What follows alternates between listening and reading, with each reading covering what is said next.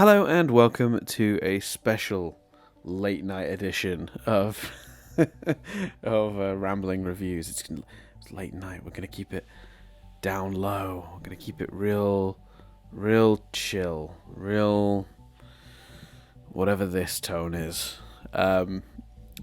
It's late. Basically, I've had a crazy couple days. I did 8 hours of traveling yesterday. Which wasn't fun. I don't recommend 8 hours of travel in any circumstances. And I was exhausted, came home, just passed out. I had to wake up really early this morning and go to work. And then I finished work, came home. I watched the episode this morning, like, just before I started work. And then I did my shift, like, worked quite a while. And then, like... came home like with the intention of like watching it again, making notes and recording this. Was halfway through watching it and I actually fell asleep. I was so exhausted. I have since perked back up. I've had something to eat, but it is now sort of getting towards the evening time. I can't remember the last time I recorded a podcast this late. But that's so. The reason I'm wasting all this time explaining that is just so if this episode seems sleepier than usual, if I seem drowsier than usual, if I seem a little slower than usual, or whatever. I don't know what the word I'm looking for is. That's your explanation. I am utterly exhausted, but I wanted to get this out quickly for two reasons. One, obviously, I know a lot of people are really excited to sort of like cover these episodes. They're brand new and they're it's good stuff. But the other reason being, I really want to watch the finale, and I can't do it till I've recorded this. So this is being recorded now. Selfish, I know, but there you go. So let's break this one down. So for those of you who don't remember in the future who are listening to this, although again, like I've said with a lot of the episodes this season, I find it unlikely. But for those who do not remember this episode, the Origami Car, this is the episode in which our main characters. The conflict comes to a head. Basically, Amelia is fed up with Grace and Simon mistreating her, essentially. Not Amelia, damn. Hazel. And she leaves with Amelia, which really upsets Grace. She then sort of has a little tiff with Simon where she sort of asks him to because he's being a real dick about it, let's be honest. And then he, as I predicted last week, I think I said on the Discord, somebody gonna answer that phone because I called it. And then I think I did that last week with one of the theories I got right. And then this week I said like something. I'm such an ass. I'm laughing at my own joke. I think I said something like, "Is somebody gonna answer that second phone? That second but equally impressive phone?" Because I called that one too. Because Simon maliciously throws Grace into her own memories. We learn a little bit more about her past, and we sort of set up a finale where he's gone off to potentially sort of take the apex. His number is obviously much larger by the end of the episode, but we'll come to all that. Let's break down the actual content of the episode first, before we start talking about where this potentially leads. So we have a really nice, like a simple, straightforward opening scene. I feel like the only problem with this episode is, because all the conflicts were sort of set up at the beginning of the last episode, the first minute or two of this feels like a little bit like it's just catching anybody up a tiny bit. It does obviously progress stuff as well, because we do get obviously the brilliant sort of like reasoning for Hazel to be leaving them, and she's absolutely right. And there's that incredible line when she says she's going to go with Amelia, and Amelia's like, I'm an inventor, an engineer, and a snappy dresser, but I am not your caretaker. And she's like, that's okay, Grace and Simon weren't either. And it's like, oh, savage Hazel. And she's right, they have mistreated her. Look, we can talk about Simon as villain all you like, but Grace has made a lot of mistakes here. She's learned the error of her ways. She does genuinely care for Hazel now, but it's too little, too late. You could argue she manipulated her to start with. She kept Simon on board even though she knew what Simon was like. Grace and the way she's manipulated Simon over the years has kind of built the monster he is today, and in a weird way is it has our part to play in the tuber of it all. So I absolutely understand how she sees Grace as being as culpable as Simon, or not as culpable, but it being part of it. She's part of a sort of a system of like a what's the word I'm looking for? Not a system, like a sequence of mistreating. Like it's like a chain reaction of people mistreating people, and it's culminated in some of this behavior, and it's very unhealthy. And again, showing maturity well beyond her years, Hazel absolutely spots that and bails the fuck out because I would too. It's too much. You Apex kids are too much. So off they go. It's really good. We get to see them eating more eggs, which I just thought was neat as a little detail. But Grace's tears and crying for Hazel as Hazel and Amelia leave on the car once the pulse passes over, and it shoots down to the other end of the train. Really, really awesome. Like very powerful. I credit to everyone involved that brought that to life. So the actors, the animators.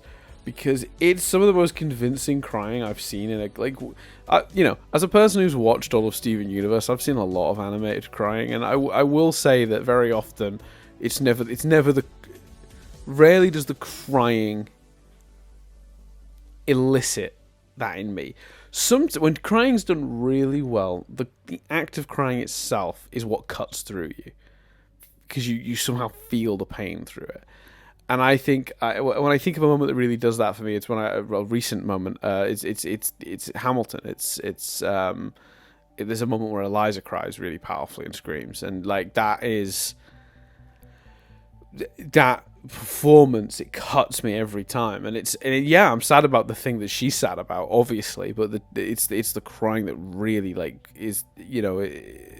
is the thing that hurts. Whereas in Steven Universe, whenever I was sad about the circumstances and sad for the characters. The actual crying itself was usually just represented with tears, not so much noise.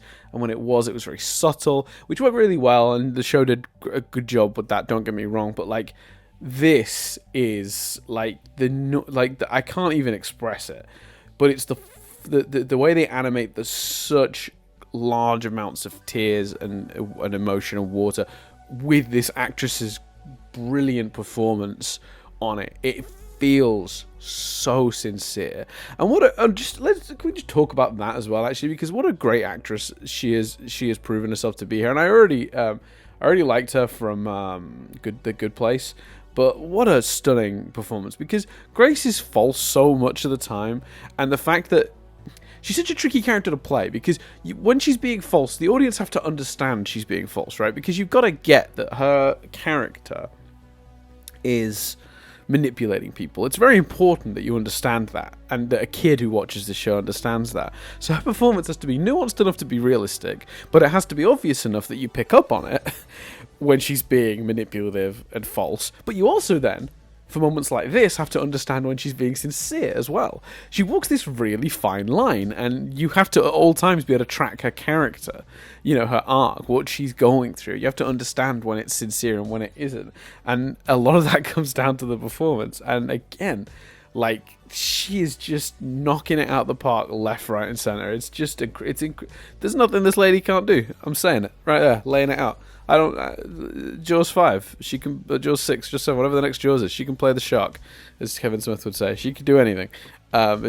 She's obviously very, very talented, and I would pretty much trust her with any role at this point. It's pretty remarkable how versatile she's proven to be, and how on the money she's proven to be. And I'm sure that also some credit, or plenty of credit, to the directors, who are obviously in the booth with her, making sure that's in truth, keeping the track of the arc and the story, and the director/writer, the creative team, who are probably helping out with that and guiding that to make sure it's fits with the writing, and that she's flowing with the character's progression that way. And also obviously the animators who are supplementing that with these wonderful visuals. But absolutely credit to everyone involved for that. And I'll stop complimenting that now, because I could literally do that forever. Then they step into the Origami Car, which I think is like one of those cars that's just like, I call these just kind of visual cars in my head. They're just kind of like, they don't do anything. They're just a place to visit. They're visual. There's nothing in this car to do. You just sort of pass through it. A very, very nice one. These are the cars that the writers just get to like be creative without thinking too much about what's actually going on in the car. They don't have to come up with like a puzzle or a solution or anything like that, or too much design work. The Origami Car is really simple but very pretty. It's a car made of with all the objects are origami. It's like kind of feels very rural. There's like flowers and what look like trees and rocks and stuff all made out of origami. These little origami houses and these little origami cranes that come out and sort of like flap about, which she carefully steps over, and Simon very deliberately tramples, knowing full well that she's gone a direction he can't follow and won't follow. At this point, he's just waiting for it as an excuse to attack, essentially, and eventually she sort of snaps at him a little bit. And I want to make a note here that in this moment, his number is not visible on his neckline. Then he traps her in her own memories, essentially. He flashes the projector right in her face, and the next thing Grace knows, she's inside her past. Actually, before we get into that, should we talk about Hazel being gone? I should have seen this coming. Hazel didn't join us till episode 3, and I think episode 2, and I think looking at it, this season was never about her. She was the catalyst for Simon and Grace's journey and change and division.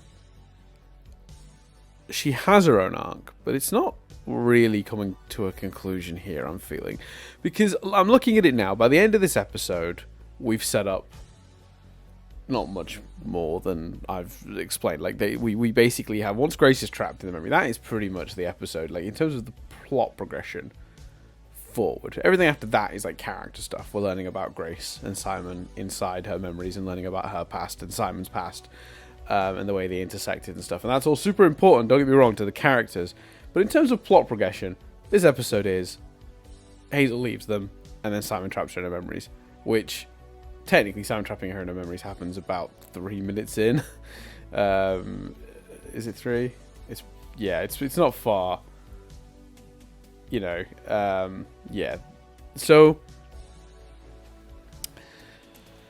the rest of it then is just character stuff, which is great and really important. We'll talk about that. But from just like a practical plot perspective, just to take a second to talk about that and look at that, I think we're in a situation now where, because so much of this episode was dedicated to that character work, which is totally deserving and worth it and awesome, and there's some really good stuff that I'll break down when we get to it.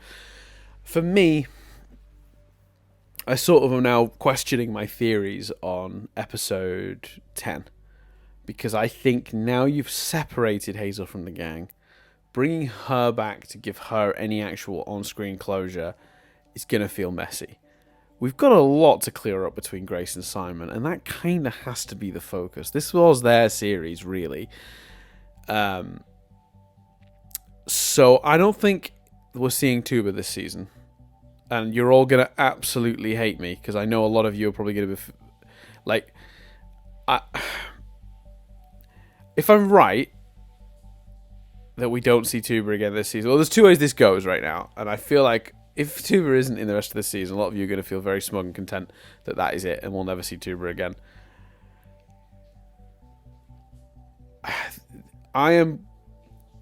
There is a version of this that I can see that's clunkier and a lot of like chaos in this last episode that involves bringing Hazel back to save the day, or like putting Hazel in danger and it's Simon, and she comes back for Grace and Simon tries to hurt her and then Tuba comes back and saves her, any of that stuff. But I just think that's all going to feel very convoluted and very like, we're not going to get too much character stuff. It's too focused on action and not enough on the actual conflict at hand. The other version of it is the version I'm now feeling more confident we're going to get based on the way this episode progressed, just because such a high percentage of this episode was character stuff. I think we're just going to focus on Simon versus Grace here. I don't think we're going to muddy the water with Hazel. I think that is the last we're going to see of Hazel this season. Her going off with Amelia. Now, I could be wrong, could be right, but I know that what's the frustrating thing here is if I'm right about that, that means, obviously, because you're not bringing Tuba back if you don't have Hazel in the last episode. And a lot of people are going to consider that done. I still think we're seeing Tuba again. And I'm sorry. I know you all are going to hate me for that. But I think because Hazel's story isn't done, Tuba's story is still not done. I still want to know the history. I still want to understand how Tuba lost her children.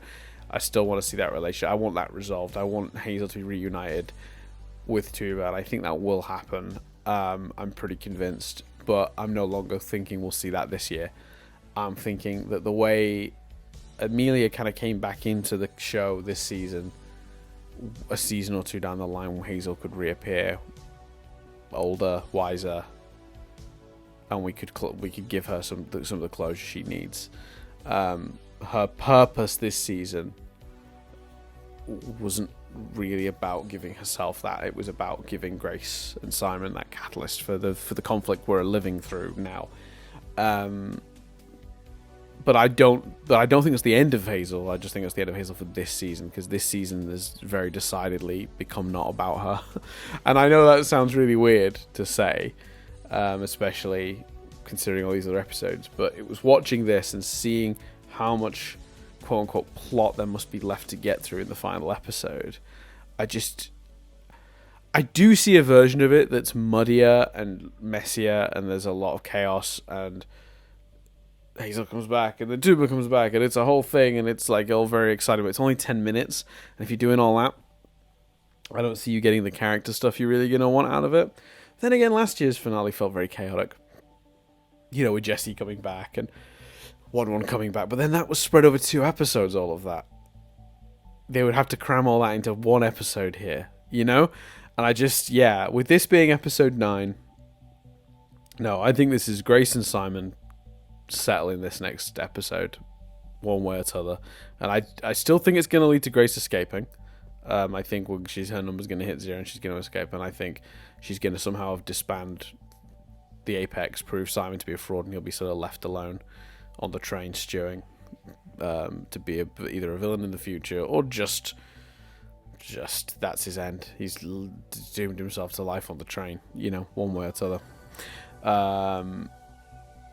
But yeah, I'm really sorry, because I know a lot of you will be feeling like, if I'm right that we don't see Hazel again, then I'm definitely right that we don't see Tuba again. You don't do one without the other. And I think the fact that I still feel like we're going to see Tuba again in the future, with that, I think it's going to upset some people. I think people are going to be like, God damn it, Dan. When will you accept it? I mean, look, I admire the show for sticking to their guns this season with it. Truthfully, like, it's really bold, and I think it is the right move. Again, I think it makes the show too much about Hazel, and the more I see of like this episode, the focus here needs to be Grace and Simon, doesn't it? So, while we're on that subject, let's break down some of the stuff we learned about Grace and Simon in this little flashback. So. Stuff I noted down. I love that straight away we know it's her, because she does that noise she makes. I thought that was, because they've sort of made her do that a ton this season. They've done a lot of they've given her a lot of they've given her an unusual number of character tics. That thing where she sort of touches her head from either side, which her mum does in this too, when she's like stressed or thinking, Like, they've given her quite a high number of those little character bugs that, like I can't think of, like, a thing Simon does like that. Do you know what I mean? Or Tulip did like that, other than, liking onions. I don't know. They gave her a few little, like, very weird little personality touches that I thought are very fun and really do make her character quite good. Like very believable, because people do that. Everyone has, like, those little tics, things they do that other people don't. Certain turns of phrase, maybe, or... Yeah, like little noises they make. Like when I remember when I was growing up, my dad clears his throat a lot, and I can hear that noise coming up the stairs. you know, like it's a little tick of his. And I would, like, if I was watching something I shouldn't be on the TV in my room, like when I was far too young to be watching South Park, which is like I could hear that coming up the stairs. I'm going to turn it over. I know he's coming. Like, so everyone, like, a lot of people have those ticks. So I think it's weirdly dimensionalized a character, which it shouldn't. It's such a, on paper, that's the cheapest trick of all to make somebody seem like a person, because it's nothing really, is it? It doesn't tell me anything about the person, but it works for me. I can't. What can I say? Like, I'm a sucker for simple things like that make the people feel more like real people. So yeah. So let's break down some of the bits and bobs. So first of all, we get the dance stuff, which we knew was coming. I guess, like, if you'd have asked me what we're gonna see in Grace's, I don't think I ever really discussed it, but yeah, problems with the parents forcing her to dancing, like stuff that she sort of hinted at in Fancy Dancing Car episode, whatever it was called. Yeah, exactly right. Exactly what we're sort of seeing play out here. So we see her looking quite different when she was young. Maybe that's why they gave her the thing, because maybe that's just a good way to identify her. They've got this really cool moment where she's looking out in the crowd, and her parents are the only two people there as they step forward to do the dance. But then they fade away, and she's sad because it seems like maybe they were never there. She sort of hangs her head. It's really quite tragic. And then we get the moment in the ice cream shop she hinted at, where these other girls that she decided were jealous of her had gone out afterwards and not included her, and they're all like giggling. So she goes over and basically like ruins their day by sort of saying to one of them, "Yeah, you were right. The Eve looks so much would look better if she didn't." Something about her braces. It's some like mean kid insult that's like, I don't know. And she makes it sound like one of the other girls said it to create, like, to sow, like, very manipulative, to sow, like, distrust between the girls and actually, like, ruin their day. It's, like, quite a snotty little thing to do. She sort of walks out looking smug. Young her walks out looking smug. Old her looks disappointed in herself. Then we cut to, like, I think it's her with her mum. That's when her mum does that, like, hand movement thing. Her mum had like a British accent, which I thought was weird, or an accent. I couldn't quite place it. It sounded British to me, but I've watched it twice and I didn't actually. Let me see. I've got it here. Julie. Yeah, that could be British. Julie. She's not, obviously, but I'm just going through the episode to see if I can. There we go. What's up? We're hosting Ambassador Morris tonight. No, maybe not. Maybe that was in my head. Maybe Britishness was in my head. Either way, the point of this bit is really interesting. I don't know what it actually adds to what we already know about her, other than that she's at a real distance from her parents. They really didn't know her. They didn't. I don't know. And it made her feel, I guess, like they didn't value her, because basically they seem to have fobbed her off. And it's one of my favorite moments in the whole episode. They seem to have fobbed her off on a whole host of, like, I don't know, staff, like au pairs or like nannies or something, or like just babysitters, but like she doesn't want to deal with her, so she's just like, and then she names, the way they do it is so clever. She names a person to look after her, and then like a set of clothes appear, but there's no visible face because there were so many of them.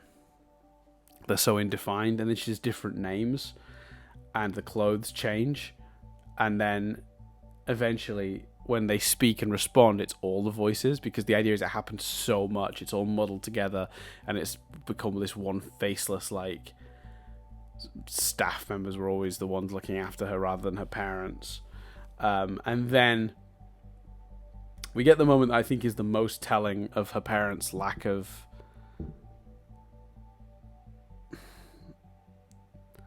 sort of, I don't know, lack of, it is like they don't know her, because they don't come to the recital. All these different people looking after her, and when they go, and when she gets in trouble for stealing, they sort of show up with this attitude of, well, of course she didn't steal, and it's like, well, I think if you were paying any attention to your daughter, you'd know she was capable of that. And then there's even hints of her ability to manipulate other kids, because the guy that caught her stealing says she talked a bunch of other kids into doing it too. The parents don't believe that either, but like witnessing how she's been with the Apex, like her ability to sort of like control people like that, she definitely did that. That makes perfect sense. So it's a really good insight into her character in terms of they just didn't see her. She it was almost like she didn't exist to them. They didn't come to her dance thing. They always fobbed her off on the help, for lack of a better term, and they just didn't know her at all. And it's while she sat there, I guess, feeling sad about that, listening to this conversation, that the train pulls up. And it's, by the way, I mean, this makes me so sad we didn't see Jessie getting on the train. It's a completely different design for the sort of that weird smaller version of the train that pulls up to collect you before you're on the full train in another dimension type thing. You know, the door opens and it's like almost like a portal that takes you to the train. In this version of it, it's like this fancy white and gold, like gold trimmed car, and like a red carpet rolls out. It's very ornate. It just makes me wish we'd seen what Jessie's car looked like. We've only seen it twice before, although it looked quite similar in those two occasions. Not exactly the same, but a little. They were different, but like they were both quite like metal and sort of very trainy, Tulips and Amelia's. We never saw Jessie's though, which makes me sad, and I kind of wish he got it. He did it twice, and I wonder if it looked different the second time for Jessie too. We'll never know. Anyway, and that's when basically Simon is in the dream with her and starts talking to her and taunting her and pointing out how she lied to him. And that's the theme, like a theme throughout this whole episode. You know, Grace sort of, he feels that Grace is being very hypocritical because she's basically saying, you know, Hazel was our friend, you wrote her off like she was nothing, and he's like, I was your friend first, and you've basically betrayed me. And, you know, the funny thing about that is when he's having that conversation with her in the Origami Car, like, he is already planning, I think, on that thing. He's so quick to pull that thing out and get her. That was his plan the whole time. He was just waiting for the right moment. You know, he decided the night before that that's the way he was going. You know, and he sort of says to her, you know, the train knew you were wasted in the real world. And that's an interesting way to look at it, because that may be how she's told him she felt. But actually, I don't think she felt wasted. She felt ignored. She felt abandoned by the only two people whose opinion of her she cared about. They had no, it seems, they had no interest in her. You know, they didn't show it, at least. But that's not the same as her being wasted. She just felt ignored. And I think she's seeing that and understanding that now, and he's still going by the version of the story she told him. And that's interesting going forward, because then the next scene is the pumpkin car, where she was saved, in quote marks, by the conductor. And what's cool about this is it's done all hyper-realized as well. It's not the realistic version of what happened, because the steward is there, but the steward is sort of like weird and floaty and doesn't look quite how the steward normally looks. But the steward dives at Grace, presumably determining her to be a threat, and then Amelia determines that she's just a harmless child and like calls the steward off. But to young 10-year-old or whatever Grace, she's like, you know, she saved me, you know. And they even explained it's funny because I commented, how did they know the conductor had the big long number and still think the conductor was male? And they actually explained that in this, which is the mouth sort of opened and the arm came out, which you could see the number on, but you couldn't see the person.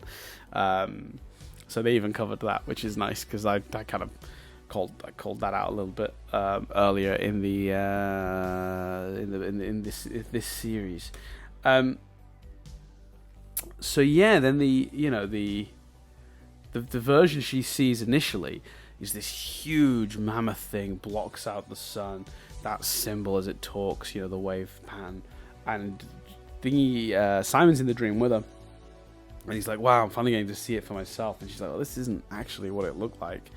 And then the image shifts, so we see probably more realistic version of what was visible in the pumpkin car, which is, you know, the conductor as we know the conductor, which is just like a robot with a cloak. And it actually looks kind of it's so funny how like imposing the conductor seemed in that first season to us, and when you actually compare it to like the image that Grace has of it and its like presence is so much more threatening than when you see the little, the robot with the cloak on it. So it's very cleverly done, and I do like the way that basically we're I mean, I'm surprised. I'm surprised at how accurate this has turned out to be. But I think when I described this very early in the season, I said one of them is going to get better, one of them is going to go the other way, and I described the backfire effect. I had no idea how on the money I was with that. I like that seemed the likeliest way, but dear Lord, he's dismissing all the evidence in front of him. It's so much the backfire effect. And I will once again ask people to go look that video up on Adam Ruins Everything. I think that clip is on YouTube. Look it up, the backfire effect, and watch that clip. But this elaborate version of the conductor she sees when it adjusts to the reality, he's just saying you're just using Amelia's lies to trick me. He's turning it all. It's Trumpism. It's exactly what's happening in America right now when people are dismissing facts with just denial, outright denial, and then he says, just like the cat lied to me too, because she obviously at some point sort of promised to look after him and be with him and then let him down, and then he says, and you lied to me, everyone lies to me, and it's just, you understand where Simon's coming from. But what's interesting about this is we have a shot later of Grace with a kid, and Simon's the one describing the conductor, not Grace. So that elaborate image of the conductor blocking out the sun, being this imposing force, was almost more of a figment of Simon's imagination than Grace's. Like it feels like it just sort of Chinese whispered its way up. That's probably that phrase is very old-fashioned, but that idea that over the years the story became more elaborate and more sort of more exaggerated as it got retold, and that became more gossipable, and actually I read an interesting thing recently that apparently, and I don't know how true this is, but I was reading a really interesting article that says memory doesn't work how people think it does. When you're remembering something, you're not remembering the incident, you're remembering the last time you remembered it. Yeah, because that's the most recent. That's why memories feel so fuzzy. And if I think about things that happened earlier today, they're so much clearer to me than things that happened to me further in the past. It's because I'm essentially remembering it. And the more you do that, the more you remember, almost the fuzzier it gets, the less accurate it gets. And that's why people sometimes can be so sure something happened a certain way, utterly convinced of it, when that's not what happened, And yeah, and so that's kind of what's happened here. Like, they've remembered it and talked about it so much that she's seeing it, but the magic of the tape, I guess, allows them to see the reality of it. And that's another really cool moment in this episode. I think it's one of my favorite parts. Like, there's so much I love about this. I love the stuff with the help in quote marks, where they kept shifting to show how many different people her parents, sort of threw her to. But then, oh man, this stuff with Simon and her in the dream. I say the dream in the tape together, like him taunting her, his version, like him denying the reality of what's being seen. So good. And then, of course, because Grace was present, this is actually very clever, by the way, because I talked about this a couple weeks ago, like, we're only going to get one of their memories. We really don't have time to go through everyone's. And I think I literally said, we won't see how Simon got on the train. We'll probably see how Grace got on the train, but we probably will see what happened with Simon and the cat. And I've had a really good track record this series, and I'm very pleased with that. Some of the bigger stuff I've gotten wrong, but most of it, I feel like I've been I feel very good about the choices and the things I've been picking up on. And this is another one that I happen to get right. Less convinced that we'll see Tuba this year, though, now, and I think for a lot of people that's going to settle it. So I guess for now we'll call that one wrong if I'm right about my theory on that, because I don't see it happening now, having watched this episode. It's funny how convinced I am the other way now. Not in terms of overall, I still think we'll see Tuba again in the future, but in terms of for this season, that feels very unlikely right now. But yeah, we get a glimpse of Simon and the cat and the incident in question where he was running from the gum. The cat jumps through this little gap, which, by the way, like, her excuse of, I didn't know you weren't behind me, that's a very small gap she jumped through, like cat-sized. How was he? What did she? I don't know. And it's very funny that it's so direct, but it is Grace that saves Simon from the gun when the cat left him. And then he admires the fact her number is longer than his. And at the point, hers was like 140, and his was like, what was his? Like, hers was like 148. What was his? Let me see. 55. So yeah, she was 148, he was 55. Which tells me that his thing wasn't like a big thing. Then we get a couple of shots of them just sort of growing older and like having fun, like flying on like balloon denizens, like eating marshmallows in like what looks like a sports store, and they're in a tent, which is like I think the starts of them getting into the mall car and making that their home. Then you see them with the kid, like the scene I mentioned earlier, where they were talking to, exaggerating about the conductor, but again Simon's the one doing the exaggerating. And they're like, you're with us now. We look after each other. And then the real Simon shows up to talk to Grace and is like, yeah. So that turned out to be not true, didn't it? You've sort of let me down there. Like you've not held up to that. And she's like, I haven't lied to you. And then it just repeatedly plays the clip where she says that she won't tell Simon. And then a giant Simon shows up. And when the giant Simon shows up, he's got the numbers on his neck. Which is a sign that, like, putting her in here...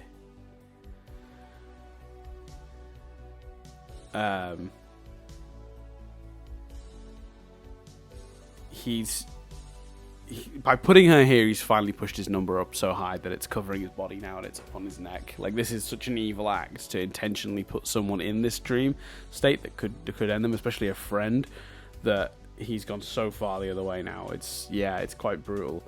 I just want to point out the line, I forgot to mention it. The line when the little young, adorable Grace and Simon are talking, and he's like, how'd you get your number so high?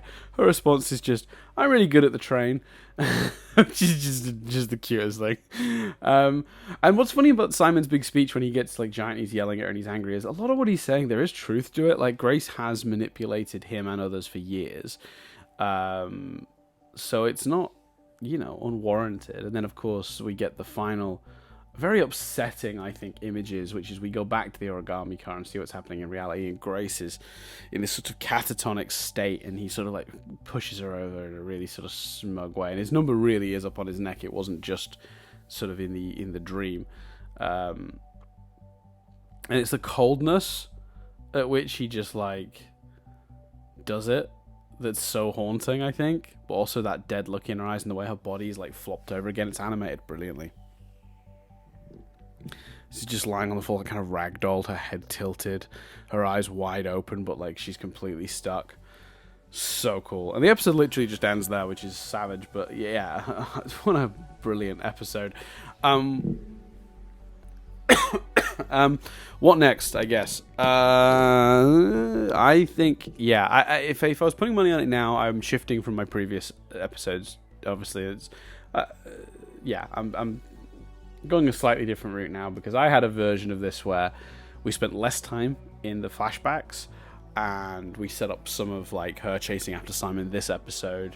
I didn't have any version of this where I thought about Hazel leaving with Amelia, so you wouldn't need to spend time explaining how she comes back. Does that make sense? So when I was analyzing the upcoming 2 episodes in my head, I was able to fit more other complicated stuff in. I don't mean complicated in terms of like character or themes or anything like that. I just mean like complicated in terms of just plot. Like, because to do what I imagine now, which was, a big thing with Grace and Simon and Hazel, where Simon tries to wheel Hazel and Tuba's the one who comes and saves her, or anything like that, or one showing up and granting Hazel the gift of a new tuber, or any of the nonsense I talked about in the previous episodes. I just don't see them fitting that in now. And also, this episode really did highlight, of course, what the season's been about in a way that previous episodes haven't. So I am going to cheat, essentially, by changing my prediction. I mean, we'll just call my last prediction incorrect. So it's not really cheating. I'm just acknowledging that based on this episode, that seems unlikely now. I just don't see them doing it in 10 minutes. Any of the stuff I talked about, fitting it into 20 would have been possible, but it would have required this to have been a bit quicker and not to have sent Hazel away. So what I think now is she's gonna get there, and Simon's gonna be mega apex boss. Like, he's gonna she's going to catch up. I don't know how she's going to get out of this. Honestly, maybe dealing with some of her stuff. I don't know. I can't even remember how Tulip got out the last time when Tulip got out. But she's going to come to some sort of emotional conclusion. She's going to realize something about herself, and she's going to snap out of it. She's going to chase after Simon. I don't think he'll have been at the Apex long. I think the Apex are only a couple of cars along. And basically, she's going to convince the kids that he's wrong, essentially. He's going to continue to double down. There's going to be some sort of confrontation that she's going to come out on top of. And I see this. I still think the most likely option is she goes home and the kids are off bettering themselves, getting their numbers down. Which I think, that's the way I think this is going to go. I think she will convince the kids that what they've been doing at the Apex is wrong and they should be working to better themselves, get their numbers down. And they'll all leave, and having corrected the biggest crime she's committed on this train, that's when her portal will show up, and they'll be really confused because we won't have seen the number go down first because she'll be still wearing the glove, but the link will be through the glove to her hand. She'll take off the glove and we'll see the 0, and she'll get to go home, and Simon will be just left with nothing. I think I'm standing by that, which is actually the bulk of my prediction. The only real element of my prediction from the previous episode I've backtracked on is the Hazel stuff, and that's because they've written Hazel out, essentially, here for me. I don't see them bringing Hazel back. I guess that's a simpler way to explain it, actually. This isn't me giving a new prediction. This is exactly my original prediction, just minus the Hazel elements, because they so clearly wrote her out here in a way that I think would be hard to... Why would you write her out if you're only going to bring her back in an episode? There's just no point. It would be weird. It's not good storytelling. It's convoluted for no reason. It's time wasting for no reason because you just have to explain it. It's just too many chess moves to get to the same result. So yeah, I think we're saving her story and more for her for another day. So that's where we're at.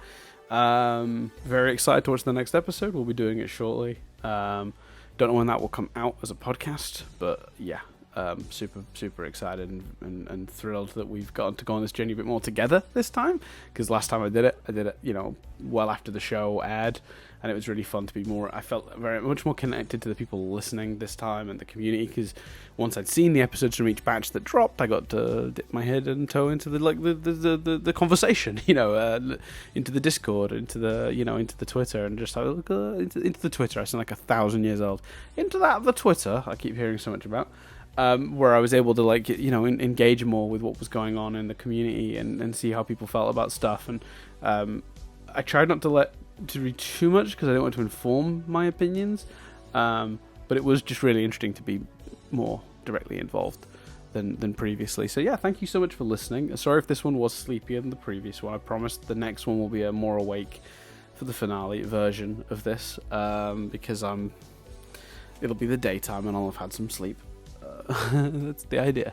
So yeah, but thank you very much for watching. Of course, you can subscribe down below. There's a button. I know that on the last video, it was something like 80% of the people watching it were subscribed to this channel. If that happens again this week, I'm coming to find you all and grab your phones out of your pockets and just subscribe and then hand it back to you. I'm going to personally track you all down. Please do subscribe if you're enjoying the content. It doesn't. I guess the more people subscribe, the more likely I am to get on the algorithms and the more likely YouTubers to share me to other people. I guess that's kind of how it works. If they think there's content people enjoy here, they'll be more likely to share it with other people. So please do like and subscribe and all that. And I love that the last couple are the only ones that I've done that have managed to get downvotes.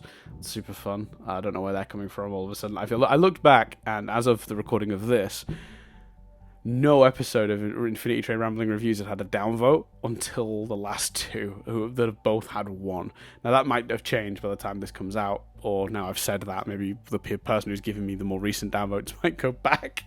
Oh, please do that. That would be great if suddenly I got one downvote on every single old episode.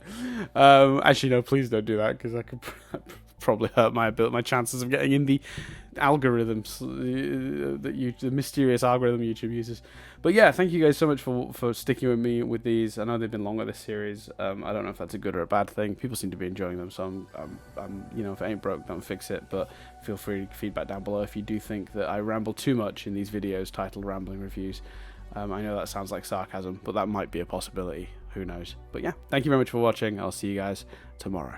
when we discuss. Oh God, I don't know the name of the next episode. So let me do it again, and we'll pretend that I did it all slick the first time, and I didn't have to start again. And I'll see you tomorrow when we discuss the new Apex. Nailed it.